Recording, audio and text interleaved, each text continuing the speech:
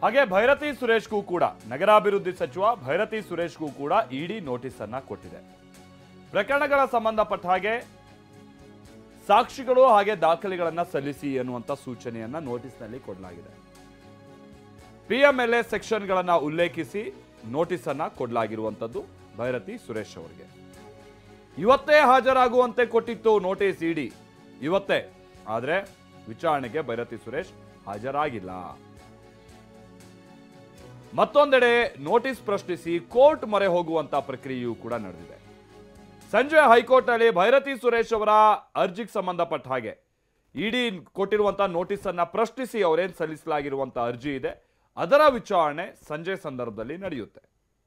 ಹಾಗೆ ಇದಕ್ಕೆ ಸಂಬಂಧಪಟ್ಟ ಹಾಗೆ ನಾವು ನೋಡ್ತೀವಿ, ನಾವು ಫೈಟ್ ಮಾಡ್ತೀವಿ ಅನ್ನುವಂಥ ಅರ್ಥದಲ್ಲಿ ಭೈರತಿ ಸುರೇಶ್ ಅವರು ಈಗ ಆಲ್ರೆಡಿ ತಮ್ಮ ಸ್ಟೇಟ್ಮೆಂಟ್ ಅನ್ನ ಮಾಡಿದ್ದಾರೆ. ಇಲ್ಲಿ ವಿಚಾರ ಅಂತಂದ್ರೆ ಭೈರತಿ ಸುರೇಶ್ ಅವರು ನಗರಾಭಿವೃದ್ಧಿ ಸಚಿವರು ಒಂದು, ಎರಡನೇದಾಗಿ ಅವರು ಹಾಗೆ ಅವರ ಇಲಾಖೆ ವಿರುದ್ಧವಾಗಿ ಕೆಲ ಆರೋಪಗಳನ್ನ ಮಾಡಲಾಗಿದೆ, ಕೆಲ ಫೈಲ್ಗಳನ್ನ ಹೊತ್ತೊಯ್ದು ಬಿಟ್ಟಿದ್ದಾರೆ ಅನ್ನುವಂಥದ್ದು.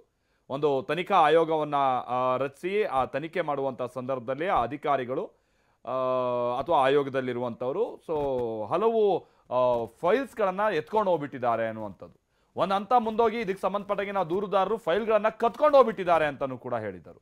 ಭೈರತಿ ಸುರೇಶ್ ಆಗ್ಲೆಲ್ಲ ಬಹಳ ಗರಂ ಆಗಿ ಉತ್ತರ ಕೊಟ್ಟಿದ್ರು. ಈಗ ವಿಚಾರಣೆಗೆ ಅವ್ರು ಹಾಜರಾಗಬೇಕಂತ ಅನಿವಾರ್ಯತೆ ಬಂದಿದೆ.